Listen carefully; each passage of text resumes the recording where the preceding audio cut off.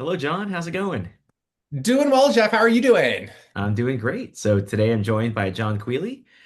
He is it the VP of RevOps over at Clari? Senior Director of RevOps. So I lead our RevOps team here at Clari. Awesome, awesome. And I'd love to learn a little bit more about your background. If you can introduce yourself and what's in your remit over at Clari.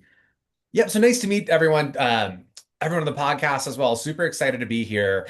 So I have been with Clary now for a little over a year. I joined in April of last year. I run our RevOps team. So we are ultimately helping and supporting all of our revenue team leaders and teams. I've got a weird career story. I fell into RevOps pretty late in life. I call myself a late in life RevOpser. Started in my career in consulting, completely burnout, learned an insane amount during that time, but could not sustain the lifestyle of on the road consulting.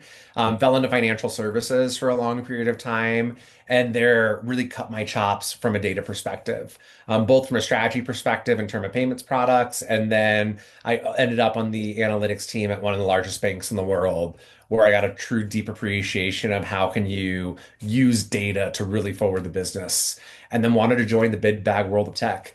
Um, got reached out to about an opportunity, was like, oh, this sounds pretty cool. Landed on a RevOps team for a technology company, and um, I always approached RevOps or always approached the data side on tech being like, these are the data companies. They're going to be so structured and they design all these things and design all these data products. And that's going to be like the environment that I'm going to learn from and join the tech world. And I was like, oh no, is the complete opposite. They do that all on the product side, but the data was just all over the place. And I joined this ops team to help put a story behind that. Just absolutely loved what I've been doing. I've been doing ops ever since landing at Clary, and one of our primary personas is the operations function with revenue teams, and just having a blast with it. That is awesome. So this is very interesting how you came from a data analytics background. I actually find that there are three core kind of entryways into revenue operations these days. One is having a strong data background. I myself came from an FP&A background. Looks like you came from the analytics side of the house. Second are folks who are like systems administrators, so more of a bottoms up role, right? Working in HubSpot or Marketo or Salesforce, for example. And then there's a third person who came from a frontline role, like they're a former seller, they're a former marketer. They happen to adopt a lot of the responsibilities of a revenue operator, and so therefore kind of came in. So that's really cool. Um, Tell me a little bit about how RevOps is structured or organized over at Clari, and also, Clari being one of the preeminent kind of go-to-market tech stack companies out there. I'm very curious to learn about what the organization looks like and what's under your remit. Sure. This is always what I would say is I typically describe it as the meta moment of my career. It is unlike any RevOps job I'm ever going to have after this. And that is because we not only do all of the traditional RevOps activities within the team, we also spend a lot of time client facing in front of prospects, in front of existing customers, and really leaning in from a peer-to-peer perspective with not just how companies are using Clary today, but also how are they thinking about the operations function moving forward? And that's honestly the most fun part of the job. It's sort of you got to do all the basics, but then you get to do all this other stuff interacting with clients. So we run a very small and lean team. And so my team right now has someone responsible for each of our primary business units. All of our primary field team units. So we have someone supporting our enterprise business, someone supporting our middle market business, someone supporting our CS business, which includes both the CS side of the house, and then she has a broader team supporting our implementations practice and our support practices. And then there's the wild card role, which is our data ninja.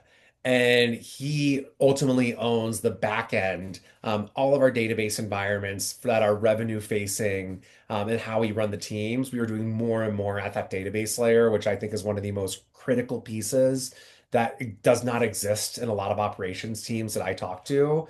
And with the emergence of AI is the critical piece to making that all work. And so he spends his time really bringing the company together from a revenue data perspective, which is really, really exciting. So that's how we're structured today. There are also enablement teams and others, deal desk teams that are not under my remit, but work extremely closely with and partnering with them on a daily basis. The interesting thing there, I think when we spoke, you talked about how your team does take client calls and they're actually, selling externally. How much of that actually gives you perspective internally as well? Like, what's that revolving door of perspective look like when you're internally operating as opposed to, connecting with a peer who is, evaluating Clari for a specific set of problems at their own business? A ton. I mean, it really keeps a pulse on the industry and not just how it's both how the industry is functioning today, but how is it going to be progressing in the future and bringing that together. We are only as resonant in our cycles if we're talking to clients and understanding what they're coming from. The pains that we exist internally from a RevOps perspective are different from our clients, and it's bringing all that together to really chart this path forward. You said it's we're selling. I actually really don't view that we're selling. There was a call that I vividly remember where, um, we have a field team that is responsible for sales and the customer management aspects. But I was talking to this client about an issue, and he was like, "Oh wait, you get this. You get this at a fundamental level. Like you're not trying to sell me something." I'm like, "No, I'm really not. I do your job. I really understand your job, and you can use Clary to do a lot of different things. And what's most important for me in those conversations are they the things that matter? Are we helping you achieve the objectives of your company? I very fundamentally view that RevOps is not just a task taker function. We are the spinal column. We are the data nervous system for a company and for the business aspects of that company. We are the uniter. We are also the mirror. We are not, I don't view my allegiance to any one of like from our CS leader to our sales leader to our marketing leaders. I do not view my allegiance to one of those particular silos. I view my allegiance to the company. And sometimes that is holding up a mirror to those leaders and saying, this is the reality. How are we going to do this together? Because what is most important now more than ever is that end-to-end client journey. So many teams are still operating in silos, and we have to break those down because the client doesn't care. The customer doesn't care. They care about you as a company and are you providing a comprehensive journey? And that is where we need to focus. And I view that just a direct line to the mission of RevOps is serving that versus any one particular function. So, with your data background, I'd imagine that when you're making these decisions and you're holding that proverbial mirror, it has to have a strong sense of data centricity.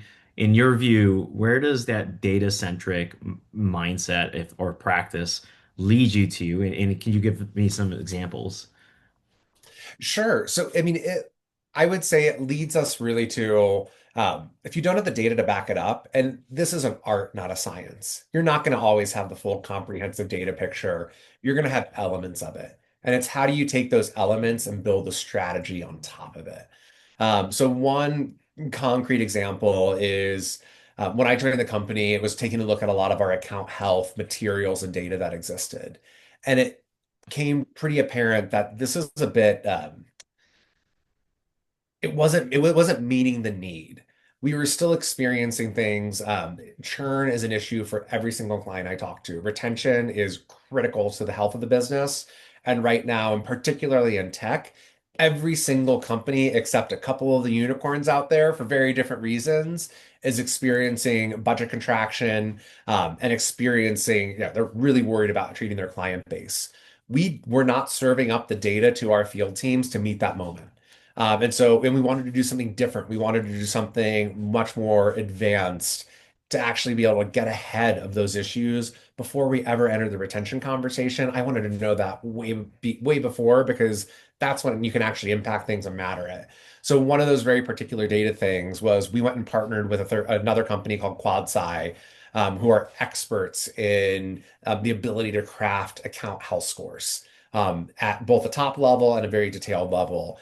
And they came in, they operate on our infrastructure. We fed them all of our telemetry data. Every time someone is clicking somewhere in Clari, spending time on pages, those clicked class, we were feeding all the raw telemetry data to them. They were then combining that with all of our customer support case data, all of our subscription data. And what they were able to come back with was a very robust, detailed account health score that allowed us to start looking far more in advance to say, hey, there's an issue with this client. We've identified an issue. 70% of that score is based on telemetry data, how people are using the platform. It is the number one most important thing for every client we talk to is if people are not using the platform and adopting it, you are at risk as a company. So that needs to be at the forefront and it needs to be embedded deep in there.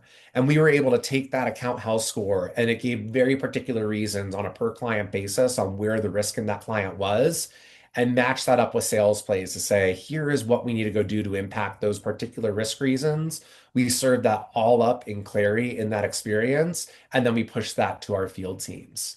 And I think one of the biggest changes is every RevOps person, I'm assuming every single person listening to this call is being inundated with additional providers and AI tools, and it's tool after tool after tool after tool. And we know that if reps and field teams have to switch between 10 tools, they ain't doing it. They will not bite. And it is how do we develop a comprehensive picture and where does that live? For us, obviously, that is clarity. How do we bring this data together from across the entire client ecosystem into one pane of action that they can see the top level data, maybe the second level data, and then bounce into those different platforms? But I think for us as an operations community, it's going to be building that unified experience. Where is a place that they start their day with a cup of coffee, drink it, and can understand this is exactly what I need to get done this week. Let's go. And we are the data unification layer as ops now. That is what I believe we're going to be in 5 years. That cannot live in spreadsheets. We have to do that from a scalable perspective in the database layer and then bring that in a place where our field teams can consume it. And that is going to make the most return on all these investments we make. We spent Gartner estimates that by 2027, on average, we will spend $10,000 per sales resource on technology. That is insane. That is astronomical. And we have to make sure that is used. The industry spent $13.8 billion on AI tools in 2024. Yet, so many, like less than 50% of the leaders that use those tools do not see value in them. 67% of enterprise revenue leaders don't trust the data from their RevOps team. That is crazy. That is our core, and we are this promise of AI that is coming in is dependent on that. AI is not going to fix bad data. It will not happen. If someone can prove that to me, I am all ears. But you have to, the quality of data you pump into these AI tools is directly correlated to the quality of output that is going to come out of it. We have been swept under the rug. That message, I feel like, has been swept under the rug for so many years because there hasn't been an explicit pain point. I was at the Gartner Chief Sales Officer Conference at this point about a month and a half ago, and the call went out from the primary Gartner analyst to every CCO, CRO, CSO in attendance. It said, if you think data is your CIO's job or the analytics team job, you are mistaken. You, as sales leaders, you, as revenue leaders, it is your job and get comfortable with it right now because the ones of you that actually invest and spend time here are going to surpass your competition. That is the promise of AI. AI is not going to solve the problem unless you focus there. I wanted to stand up and start clapping. I could see the blood drain from so many of the people's faces in the audience. But that's a world we're living in, and we as a revenue operations community are the ones who get to steer that story. And it is ours for the taking, and it is time for us to take the helm in partnership with our those C-suite leaders to really blaze the path forward. And that's why I get continually excited about this function is because we are entering into a far more strategic layer than we ever have been in the past.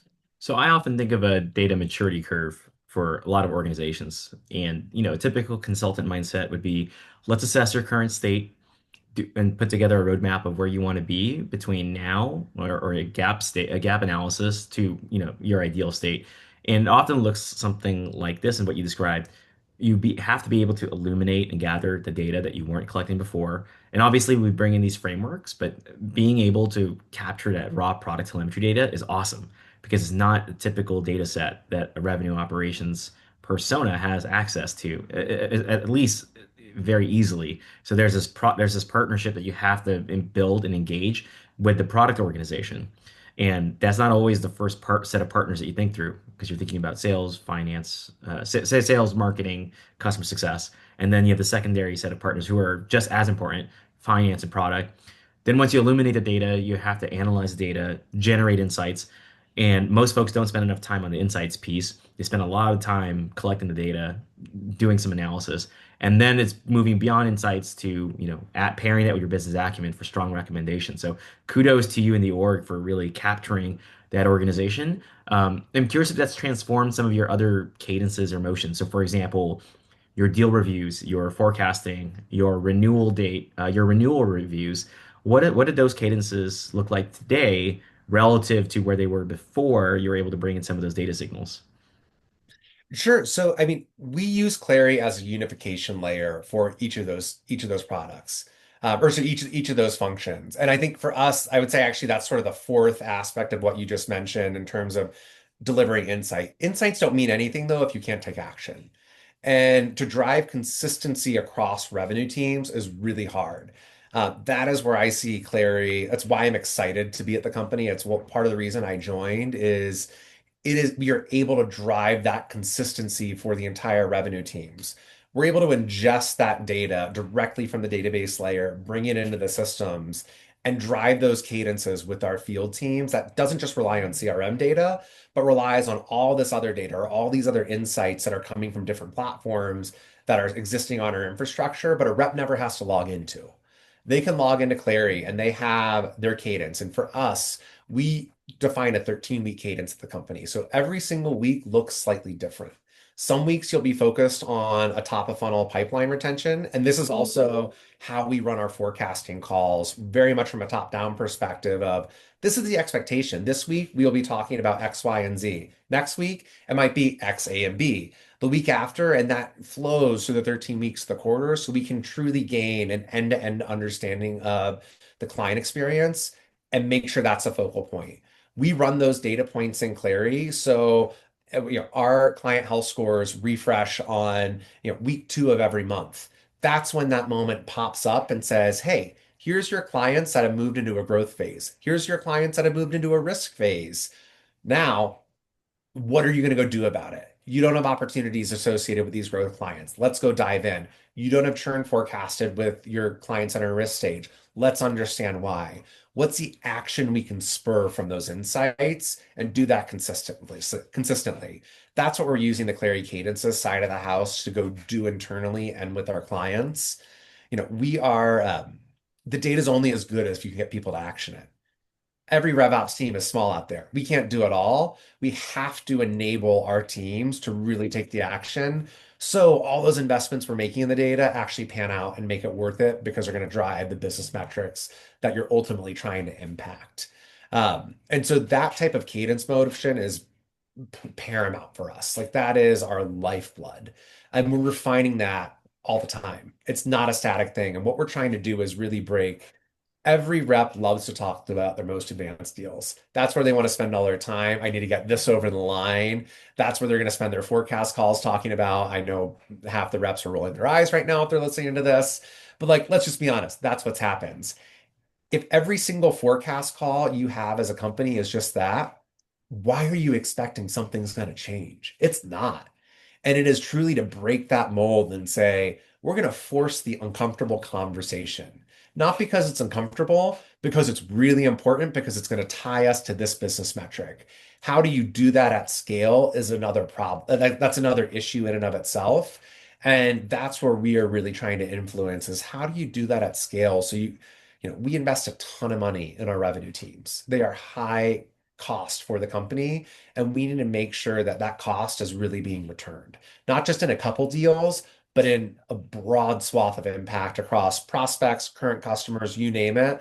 Let's make sure that everyone has the information at their fingertips and they don't have to go search for it. It's just there. That's our job as RevOps is to just put it there so they have the right information at the right time so they can make the informed decision. I love to describe RevOps as, our jobs as operators are going to be chaotic. There is no way around that.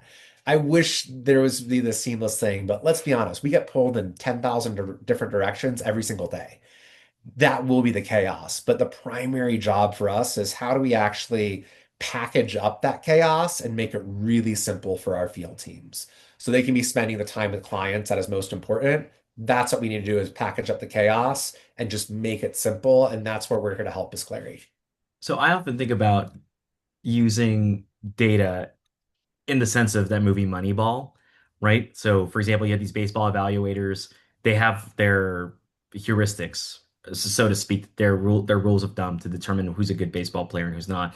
They often found with the data and analysis that there were actually hidden characteristics that actually prove that certain ball players who would have fallen through the cracks under the old evaluation system would have been completely undervalued in the new system. So I'm curious about a belief that you held to be true, but was actually potentially dispelled by some of the data that you were saying. Sure. So when it came to that account health side of the house, like a couple real concrete examples. For anyone who has used Clari maybe 5 years ago, you had to go to your CSM back when I started using Clari. If you wanted a new field added to your instance, if you wanted to change something on your forecast configuration, you had to go to your CSM and say, "Hey, I need to make these changes." And in the background, we would do something in the background as a company and spit out, and it would all be nice and new. That's really inefficient. We made a pretty heavy investment over the past 4 years to develop configuration admin capabilities. So you don't have to go to your CSM. You can just go do it yourself, hit save, and it's going to be in your instance. Right after you hit save, it'll update to that instance. So the thinking behind it was the more time that admins are spending in there, yes, that is great. They're using the products that we released. They're using that capability. They're invested. They're trying to make changes. That's awesome. And so we were looking for really high usage rates of that. What some of this account health side of the house taught us was actually no, it's a Goldilocks principle. Too much of one thing is good. Too little of one thing is bad. What's that just right amount? And what's that just right amount, not just in general for the company, but at a cohort level for clients like them. That amount of analysis is really hard, and that's where the AI that QuadSci provided just dumped a ton of fuel and gave us the insights out of there. So one of our risk flags is actually they're spending too much time in the configuration. It's pointing to there's a more underlying problem that they need help solving. So when we see that, we can get our CSM to proactively reach out and say, spend some time with this client. Let's figure out what's going on and why they're in there and really help them get to the root of the issue. That little change would be completely different if we didn't have that type of insight. Another one is the same thing from a support case perspective. You would think zero support cases is a good thing. No, it's actually a bad thing. You want a consistent level of support cases. Too many are bad, too little are bad. What's the right amount to showing healthy engagement, but not stressed engagement? And so those two things, it's like, how do we bring that together for what a healthy client looks like? The data may fundamentally challenge some of your original assumptions going into it of what is actually healthy activity. And that's where we got really excited as a team to say, we now know those things. We can prove out those things and we can monitor our client base to make sure that we want as many people in that healthy bucket as possible. And when they're outside of it, let's go action it because that's where we need to step in.